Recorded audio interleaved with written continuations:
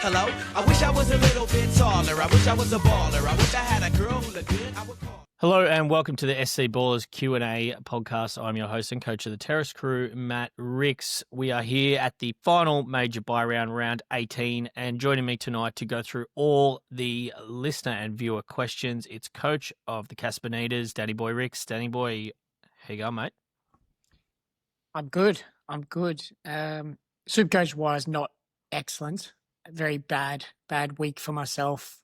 Pods really hit the floor. All the pods hit the floor. Probably why I didn't show up on the Tuesday. But I thought my replacement, Cracker did an excellent job this week. Yeah, so very good debut. Yeah. Got It's like the mini baritone.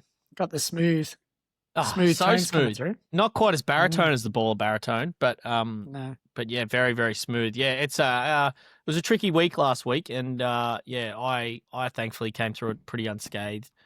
None of my I don't have that many pods, but yeah, all worked well. Captain Drinky, so pretty happy. Up to 27th now, so up and away. Hopefully can keep going up into that top 20 this week is the plan. But it's a pretty tricky round this week, I think. Like there aren't a ton of targets with mega upside for round 18.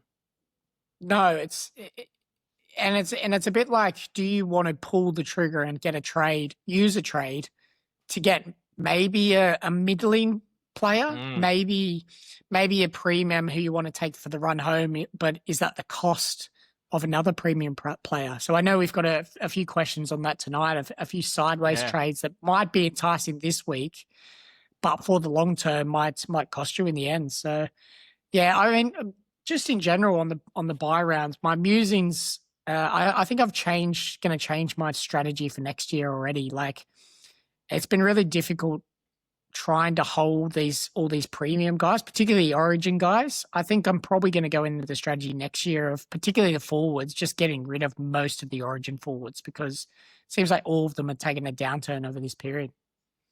Yeah, it's Tino especially. He's been the bane of a lot of people's. Payne Haas was probably the opposite. He obviously had a low game on the weekend, but but he's done pretty. He did pretty well the week before.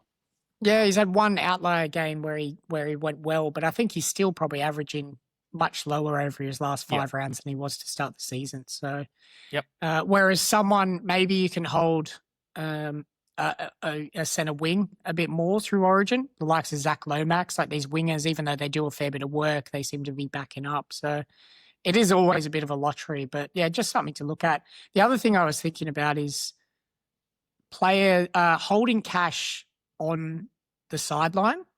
And I know you're probably similar to me. You don't like holding cash where you're not spending it on the players in your team. But I know a lot of people have a lot of cash this year, and a lot of people are holding, 400, 500K. Because these scores have been so high, I think the magic number is based on how high a scoring round.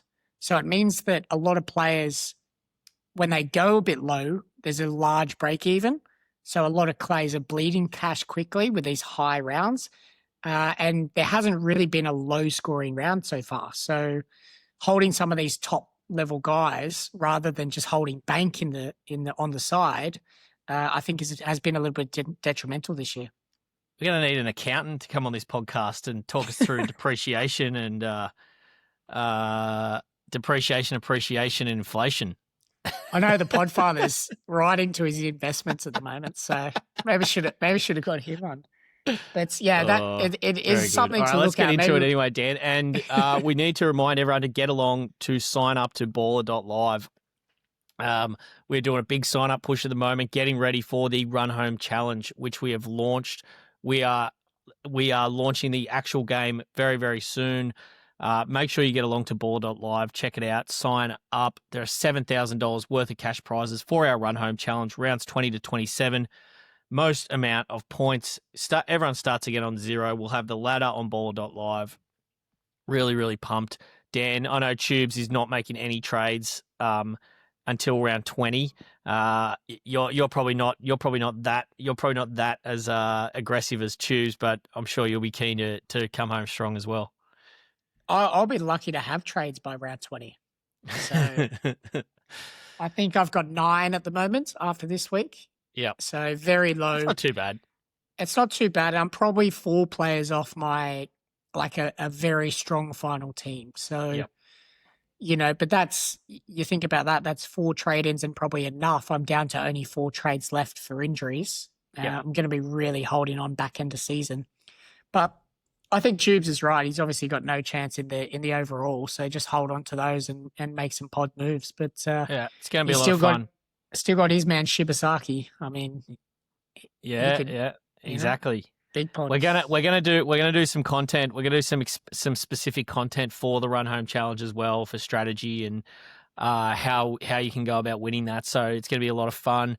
But yeah, make sure you get along to baller.live. Sign up now. We've just soft launched the player tables as well. So once you log in, you can have a look at that. It's pretty cool. You'll be hearing more about that as well. Friday night, we got the watch along Dogs versus Broncos. It'll be me and Jono and a special guest, which will be very exciting. Come in and check out, watch the game with us, SuperCoach Lens. I'll have node players in that game, so I'll be death riding everyone, particularly Karapani and Kickout. So yeah, come in, jump in. It should be a lot of fun and enjoy the game from a SuperCoach perspective with the SC Ballers. All right, Dan. First question comes from Wazza on X. Wazza says, when is the Irish Kurt drop merch dropping after the success of Young GI? Good old Kurt O'Donoghue. I mean, he's going well too. Like it's anyone we give a nickname to is absolutely flying.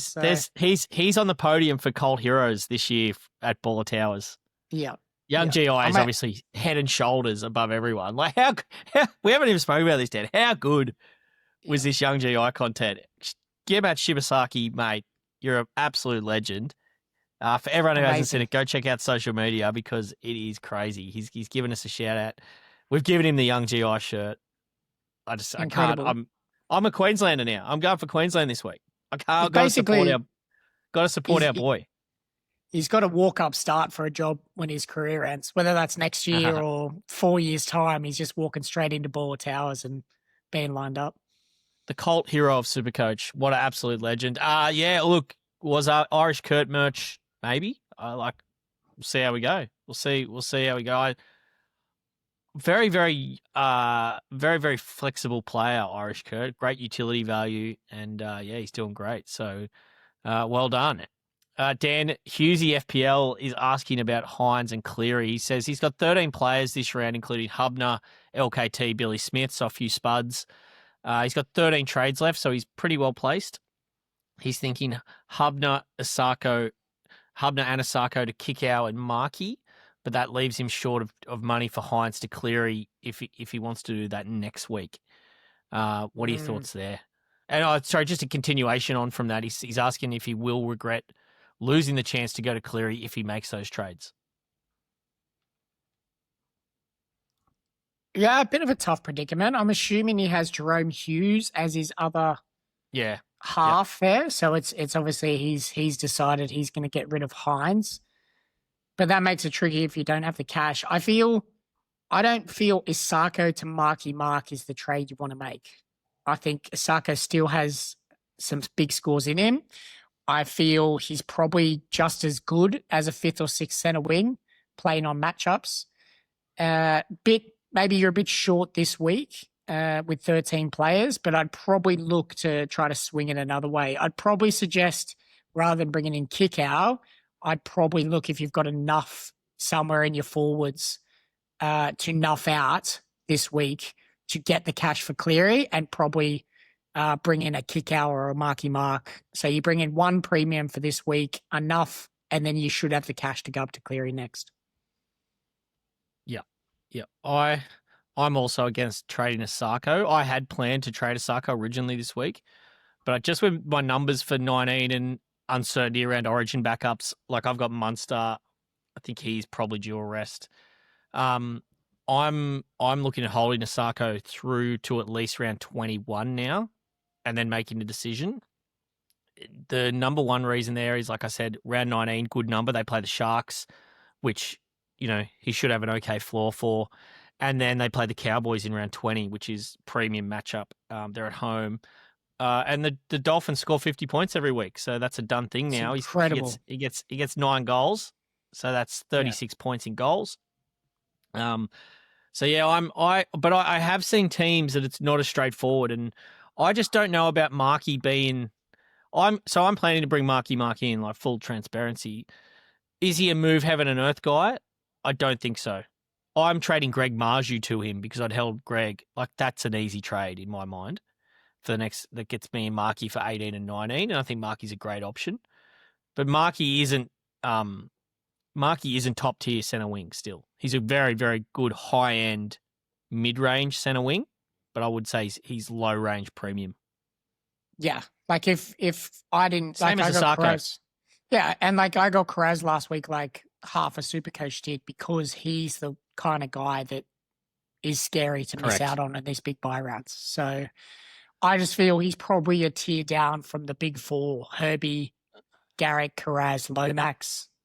You know, he's probably on the fringe, like a Brian Toto when he comes back from Origin, Marky Mark. Like, yeah, so I think Asako, I think we've been lucky. I've been lucky as a non-owner of Asako that he hasn't gone bigger. Like, no tries in the last 2 rounds. Yeah. A bunch of goals. But, I think we've been lucky. So 3 rounds without a try. Yeah. Yeah. Like, so I would be holding there. Yep. Markey's an interesting one in the sense that this is, like, he can hurt you on any given week because he's got a big ceiling, but this is the week you just really don't want him to hurt you. So this is the week you've just kind of got to get through if you don't own him, because it's a buy round. You can take him on with other players from here on out. So Chad Macquarie on Instagram asked Dan, he's thinking of going Munster to Latu Fainu to free up money for other final team trades such as Drinky, Herbie, and bringing in Cleary for Hines. What do you think? I feel like you're losing an end game player in Munster. I feel I'm a Munster owner still. I think he could rest 19, and I'm a little bit nervous that he's going to be rested coming into finals as well. But that probably comes down to your Melbourne numbers. If you've got the likes of the rest of the spine, basically, of Melbourne, Pappenhausen, you're looking to get Harry Grant, Jerome Hughes, I don't mind selling Munster. I just feel the price he's at now is very little value to do it. But if it kind of gets you a balanced team around it and it brings in some absolute guns, particularly for this week. So that's saying you don't, like, you can bring in Drinky and Herbie this week. That might be, that sounds pretty good. Yeah, it depends a bit on your other 5'8". If he's got JC, I don't mind that. My issue with it is that I don't like I think the options at 5'8", because I know a lot of people are selling Metcalf as well this week. I don't think you want to sell Metcalf this week, as tempting as it is to get a number. I think all the good 5'8" halfback options are next week. So next week you could go Metcalf to Cleary if you've got Metcalf at halfback, or you could go Metcalf to Tamari Martin or Tanner Boyd, whoever gets that Warriors halfback spot for Metcalf. And then even if Munster doesn't play next week, you could go Munster to one of those Warriors guys. Is Latu Fainu the man there? Maybe, but he's a little bit more expensive now.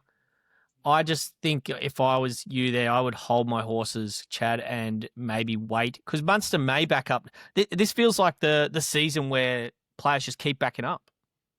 Like, no one's rested, basically, after Origin. Xavier Coates is the only one that rests after every Origin. So Munster could be a huge number for next week, and you can always sell him then. It's not like it is a rush to your final team, but we've still got weeks to sort out downgrades and get in these gun targets that you need. So I'd probably be holding my horses on that trade this week. The Cleary to Hines, Dan, Hines to Cleary, like, in the people's plans for that. Like, we've had a few questions just around that thread. Where do you sit on that? Because I think you do want to get Cleary in, and Hines does look the likely option with Hughes going so well. My issue is I just don't know that round 19 is definitely the week to do it. Like, I'm kind of thinking let's just let it play out for a couple of weeks, see what happens. Cleary will unlikely be kicking in round 19, I would have thought. I know they got the Eels. There's no guarantees he backs up, so I'm just not penciling any trade in there at halfback in round 19, it's probably going to be a 20 onwards for me. Yeah, and there's, as you said, there's a couple of swings you can do with 5'8". So people have, like in King Tonga, might have Dylan Brown. So you can always go for a 5'8" next week and then flip maybe one of those guys to Cleary in round 20 if he's not backing up. So there's plenty to work with. I guess I'm not writing off Hines. I think everyone else has, basically. But say he's been having a very rough patch over the last 4. He's still gone 48, 57, 90, and 62. And that's a rough patch. They've got a good draw coming up. Got an amazing draw coming up. I'm very happy to take on Jerome Hughes with Nicho Hines. Or Nathan Cleary. Yeah, I think, if it's hard because I don't have Nicho Hines and Jerome Hughes right now. I think people who do, that's where the decision becomes tough. But I think Nathan Cleary, number 1, obviously. But I'm very comfortable running head-to-head Nicho over Jerome Hughes, particularly for the next 5 or 6 rounds where Sharks have a great run. Yeah, the key there is you just don't have to decide yet, and staying flexible there is just going to be very important. Like you trade out Nicho, he's got Dolphins in 19 and Roosters in 20, both at home, so they're good matchups. Like I know the Finns are flying, I know the Roosters have been going well, but they're both good matchups at home for Nicho. Then he goes Souths, Cowboys, Dragons, Titans. That's incredible. Runs don't get better than that. So, yeah, I'd be very, very reluctant to sell Nicho. I know he's not the exact same as he's been, and hopefully the Sharks can turn around the form. But I'm not saying I won't trade him. I'm just saying I'm not penciling it in. So just stay flexible. All right, Dan, back to center wing now. Jay, Bluffmaster29 on X asks, is Osako endgame center wing 6 or worth trading? Plenty of numbers this week, but considering Osako to Marky Mark would either be center wing 6 or should he just hold Osako? I think we spoke a bit about this before. We're probably in the hold Osako camp if he's your only route to Marky Mark. Yep, definitely. Yep. Andrew Thomas on Instagram asks, is Lucas an antipod sell option this week with the bye, tough draw ahead, and no more Ponga and Sharp? Then Rodney also asks Dan about this later. He's asking about Dylan Lucas out. We'll get to Rodney's question in a minute. But yeah, that's an interesting one. I hadn't really considered that, but we looked at some numbers pre-pod that don't really back up a Dylan Lucas antipod option. No, I think he's right up there with base plus power stats, probably top 10, I think, for the game. So even if he's not getting that much attack, he's still matching the likes of your Jacob Preston, Kickout, a few of those guys that are on offer this week. And he's going to be much more rock solid than a lot of these center wings that you're looking to bring in for this week. So I think Marky Mark's probably the premium that you're looking at, but the other guys are all matchup men. So he's going to be rock solid. 66 base plus power, something ridiculous 65, like that. So in the last 5 weeks, he's had 65.4 base plus power. You can check out these stats on baller.live and once you log in on the player stats table. He's had 65.4 base plus power last 5 rounds, and he hasn't scored a try or set up a try for a try assist in that period. So I think that's why people feel like he's been down a little bit, but he's been the 5th highest averaging player. He's got the highest 5-round base plus power average in the game. So I don't think you want to go away from him because he could easily average 80 on the run home. I feel if you've been watching Newcastle, it's probably more, he's way more of a frustrating watch at the moment as well because Bradman Best has been getting so much ball. So he does a lot of that decoy runs, but he's still churning out huge base and power. So I expect him to score maybe an attacking stat every 3rd or 4th game, and that's just going to bump him up to that 80 average. So, yeah, I'd be holding. I don't, and how valuable is that dual flip for the run home? Like he's just going to cover both bases, which is going to be huge for the back end, particularly last couple of rounds. I think when you want an antipod, I think you want an antipod someone who's far more dependent on attack because they're just more likely to not get those stats. Even a Herbie, I know he's been a killer for non-owners, but he's 900K now. I'd probably let that one go and try an antipod Herbie and hopefully get him beat. It's going to be tough, but I mean, he's got such good base plus power as well. So he's a hard one too. Dan, just onto Rodney McGrath. G'day, Rodney. He's asking, is this a good trade?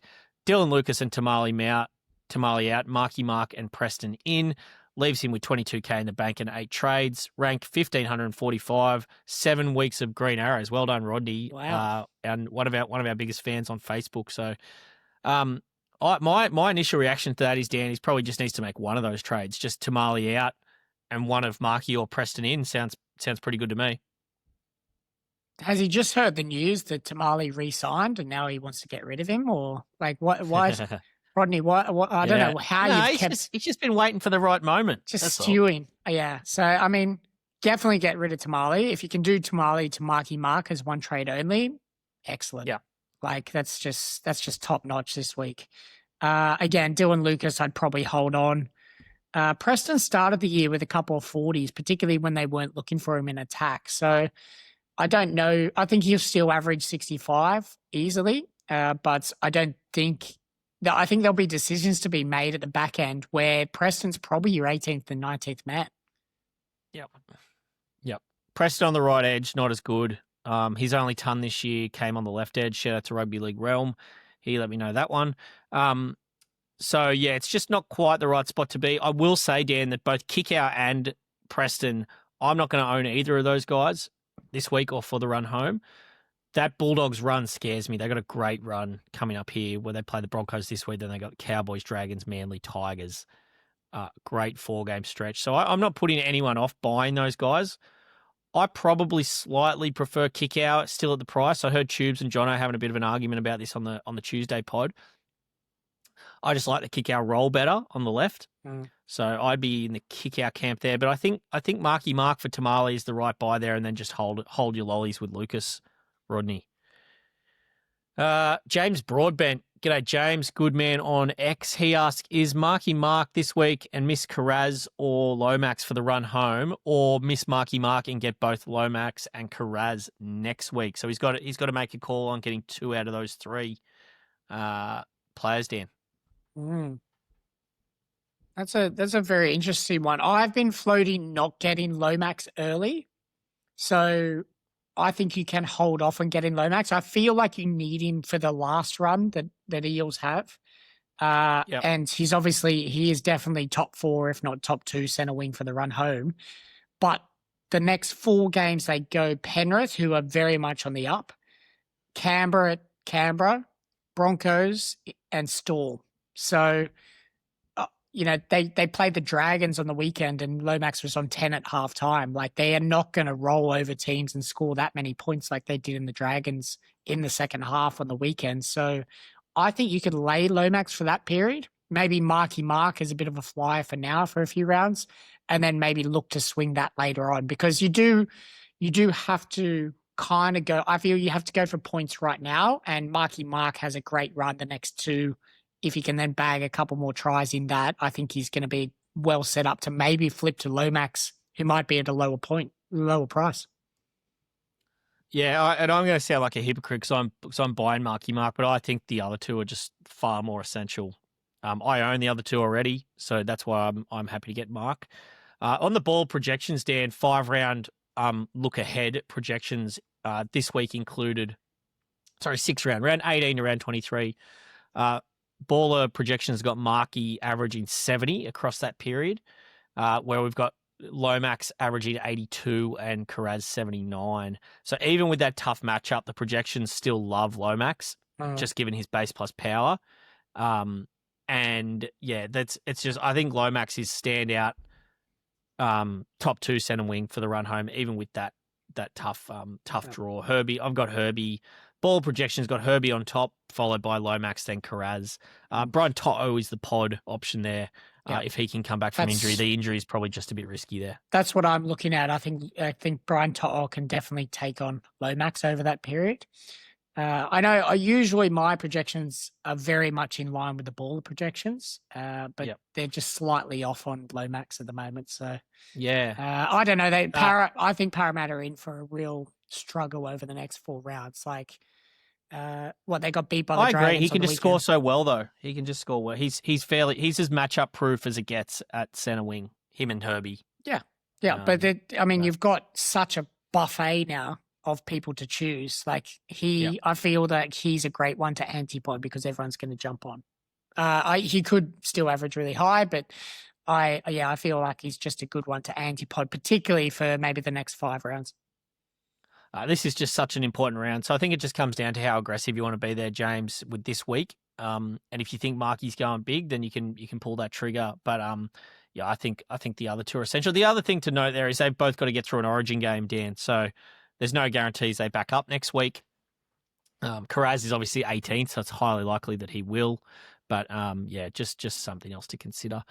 Matt Chandler on X asked Dan, Marky Mark for the run home, including this week, or Val next week for the run home. So very similar question to the one prior. He's saying that his current centre wing is Herbie, Karaz, Lucas, Garrick, Lomax, and Karapani. So he's very well set up. Oh, that's just a massive flex from Matt Chandler. Matty Chandler, yeah. What a dream. That's basically the dream for Herbie, Karaz, Lucas, Garrick. I really and Lomax. So, Lucas probably I don't know who he's trading out. I don't know who he's trading out for Marky Mark or Val. Yeah. But presumably, might be a Sarko or someone, but yeah. Yeah. Look, I would in that situation, I probably feel Val is the one to get. Like that's nearly the end game center wing that you've got. Val's right a great there. pod next week. I would probably go Val. I feel like he hasn't even hit his ceiling that much this year. And he's still doing really well. So, yeah, I mean, in a vacuum, I'd probably wait on Val.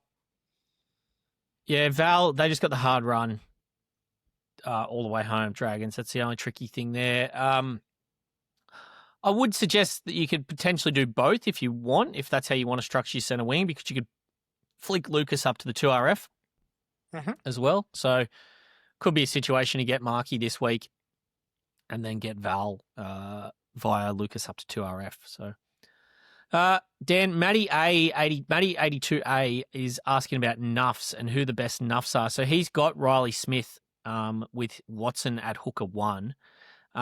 He's asking, is it better to go with Going or one of the Hope or one of the other sort of cheaper guys, Hope, Tristan Hope or Ayelu from the Tigers and Roosters on the off chance they get a score this week. And the context is he doesn't have another 2RF hooker duel, so the Going duel isn't overly valuable. It's just that he's bottom dollar.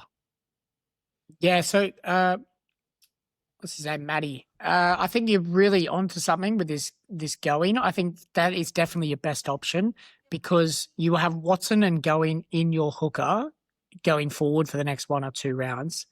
But that gives you the opportunity to bring in Harry Grant or whoever you think is going to be the best hooker.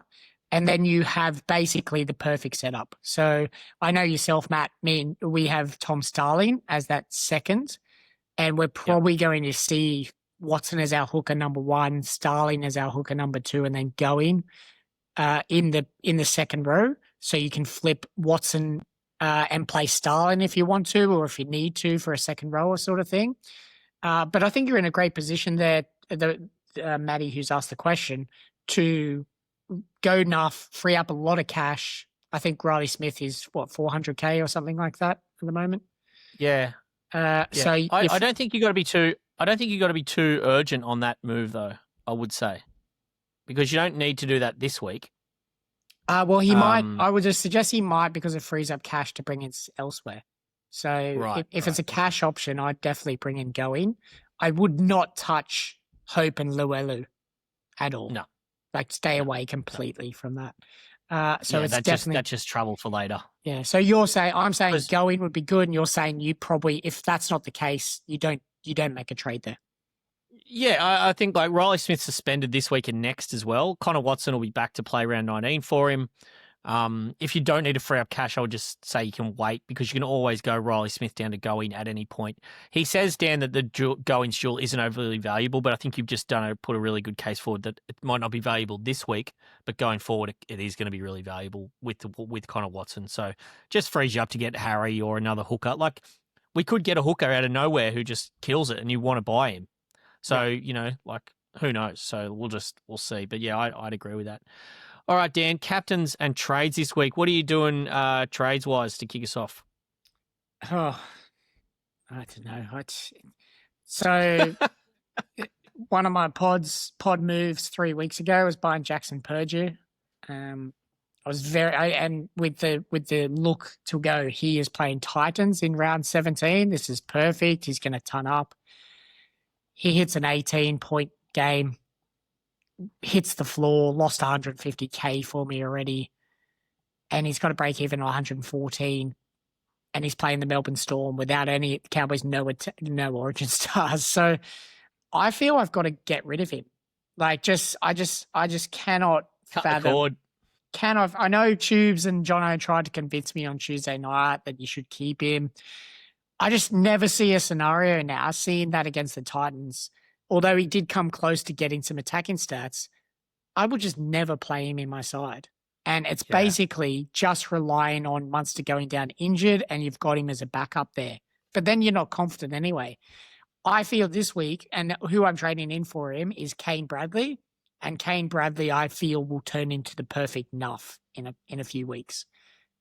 So good with that Lucas flip between centre wing and second row forward because he's got the exact same dual as Lucas. So if you've got Kane Bradley in one of them and Lucas in the other, you can just flip those guys. Or basically you can flip Lucas to wherever you need him for that week. So it also frees up a couple of 100K to then push hard for next week. And I'm hoping some of those Panthers boys back up because they're who I'll target next week. Yeah, you have to think they probably will with that game against Parramatta in Sydney, having not backed up in round 16. And Panthers have got to keep winning, so they're on a roll and they will want to keep pushing. Yeah, I'm trading out Greg Marju, so I kept Greg as a pod through the period. This neck injury, though, just too much uncertainty and no guarantees he's turning up next week. So I'm trading him to Marky Mark. I'd prefer Mark on the wing, but I think he'll be back on the wing next week. He will be probably my sixth centre wing for the run home.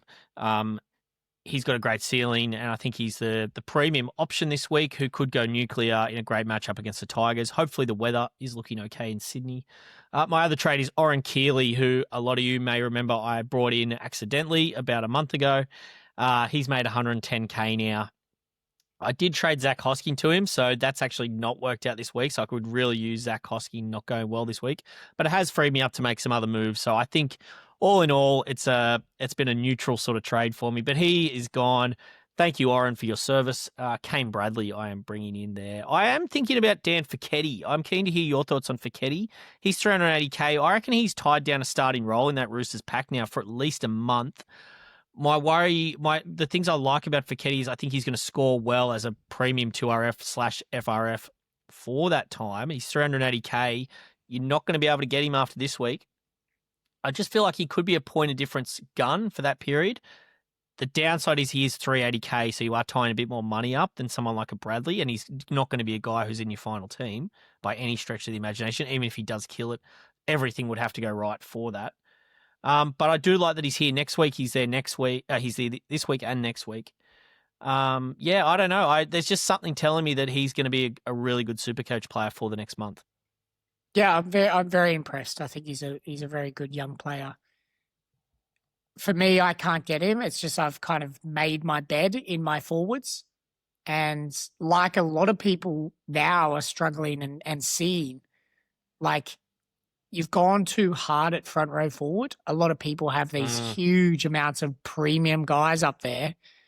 And there's just no way you could bring in another dual second row forward, front row forward without losing one of these premiums. So maybe that's the way to do it, is actually downgrade an AFB or something like that to him. AFB to Feketi might make sense, yeah. But I feel like for me, I've just made my bed with my forward pack. I really want to have the extra numbers in the halves. Definitely always going to have a premium at fullback that's playing on my bench. And I probably want one or two premiums in the center wing for the run home. So Feketi is a good downgrade option. I don't think he's in your endgame team ever. It's just really and for you the probably next... have to trade him. Yeah, and so it's for the next couple of weeks only. So, in my position with low trades, it's definitely not an option. But if you're flushed with, say, 15 plus trades, I think he's a great option and could bink you an 80+ score this week and make you a quick 150K over the next 3 or 4 games. Yeah, I agree. So you need trades for that move. I think I'm going to stick with Bradley there because he will be up in my 2RF for now, but I will look to bring him down to centre wing in the next few weeks. All right, Dan, captains. Now, I reckon this is a really tricky week for captains. So at the time of recording, James Tedesco is the most popular captain, very unsurprisingly, in the top 10%. And he is currently being captained by 70% of super coaches in the top 10%. That's as big a captain as we've seen this season. Everyone else is vice captaining Pappenhausen, 32%, Jerome Hughes, 13%, and Ruben Garrick, for some reason, has 11%, despite him being the last game. Are you going on template there, Dan, with a Paps VC and Teddy C? I don't want to. I'm ranked. I mean, I've gone down. I'm absolutely steaming this week, and I want to go pod. But I'm probably just going to go Pappenhausen Tedesco. Like, the only option, the ultra pod option I have is Jamal Fogarty, who, if you asked me 4 rounds ago, I'd say, like, it's great. The Dragons are going to,